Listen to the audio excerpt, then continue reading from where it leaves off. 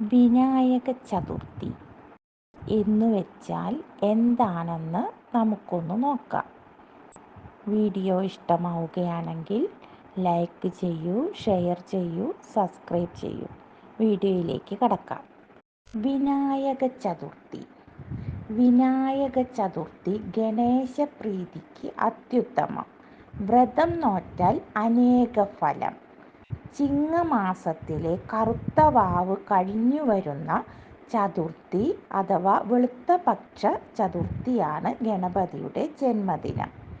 അതാണ് വിനായക ചതുർത്ഥിയായി ആഘോഷിക്കപ്പെടുന്നത്. ഇത്തവണ സെപ്റ്റംബർ 7 ശനിയാഴ്ചയാണ് വിനായക ചതുർത്ഥി വരുന്നത്.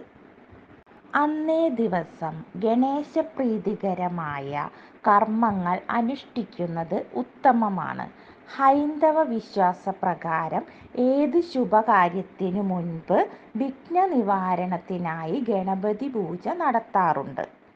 ഗണേശന്റെ പിറന്നാൾ ദിനത്തിൽ ചതുർത്ഥി പൂജ നടത്തുന്നത് മംഗല്യ തടസ്സം, വിദ്യാ തടസ്സം, സന്താന തടസ്സം, ഗൃഹനിർമ്മാണ തടസ്സം എന്നിങ്ങനെയുള്ള വിഘ്നങ്ങൾ ഒഴിവാക്കാൻ ഉത്തമമാണ്.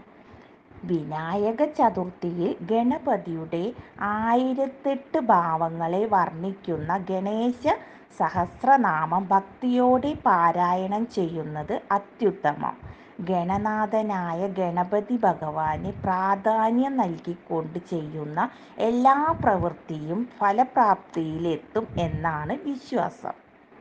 സർവാഭീഷ്ടസിദ്ധിക്ക് ചതുർത്ഥി ദിനത്തിൽ ഗണപതിക്ക് മുക്കുറ്റി, കറുക എന്നിവ കൊണ്ട് മാല, അർച്ചന, മോദക നിവേദ്യം, ഗണപതി ഹോമം എന്നിവ നടത്തിയാൽ സർവാഭീഷ്ടസിദ്ധിയാണ് ഫലം. വീടുകളിൽ മോദകം അഥവാ കൊഴുക്കട്ട ഉണ്ടാക്കി ഭക്ഷണപ്രിയനായ ഗണേശ്വരനെ ധ്യാനിച്ച് അടുപ്പിൽ സമർപ്പിച്ച ശേഷം കുടുംബാംഗങ്ങൾ ഒത്തൊരുമിച്ച് കഴിക്കുന്നത് കുടുംബ ഐശ്വര്യ വർദ്ധനവിന് ഉത്തമമാണ്. ചതുർത്ഥി വ്രതം എന്തിന്? വിനായക ചതുർത്ഥി ദിനത്തിൽ വ്രതം അനുഷ്ഠിക്കുന്നത് ശ്രേഷ്ഠമാണ്.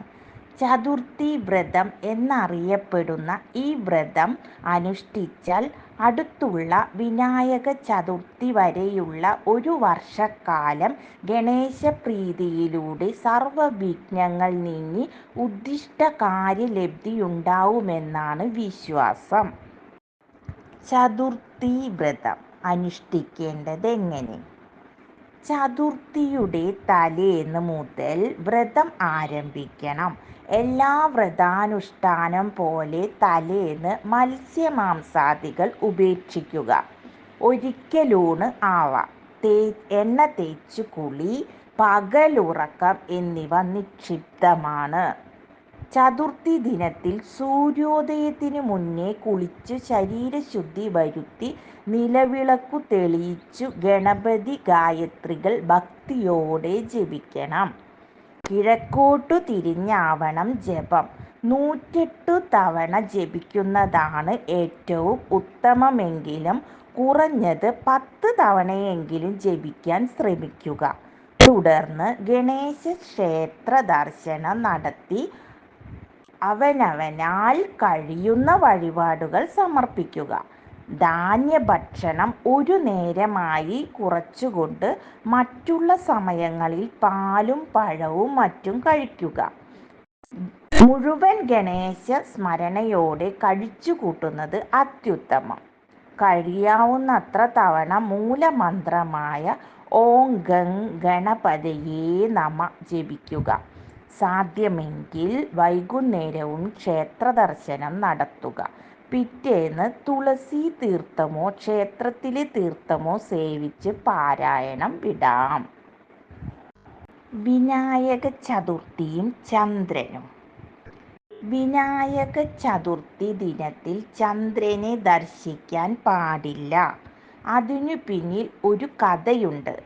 ഒരിക്കൽ പിറന്നാൾ സദ്യയുണ്ട് എഴുന്നേൽക്കാൻ ശ്രമിച്ച ഗണപതി ഭഗവാൻ അടിതെറ്റി വീണു. ഇത് കണ്ട് ചന്ദ്രൻ കളിയാക്കി ചിരിച്ചു. അതിൽ കോപിഷ്ഠനായി ഇന്നേ ദിവസം നിന്നെ ദർശിക്കുന്നവർക്കെല്ലാം ദുഷ്പേര് കേൾക്കാൻ ഇടയാവട്ടെ എന്ന് ഗണപതി ശപിക്കുകയും ചെയ്തു എന്നാണ് വിശ്വാസം. അതിനാൽ ഗണേശ ചതുർത്ഥി ദിനത്തിൽ ചന്ദ്രനെ കാണുന്നത് മാനഹാനിക്ക് ഇടയാവും എന്നൊരു വിശ്വാസം നിലനിൽക്കുന്നുണ്ട്. കേതുദശാ ദോഷം അനുഭവിക്കുന്നവർ ദോഷപരിഹാരമായി വിനായക ചതുർത്ഥി ദിനത്തിൽ ഗണേശ പൂജ, ഗണപതി ഹോമം എന്നിവ നടത്തിയാൽ അതിവേഗ ഫലസിദ്ധി ലഭിക്കും. ഓം ശ്രീ വിഘ്നേശ്വരായ നമഃ. മറ്റൊരു വീഡിയോയുമായി കാണാം.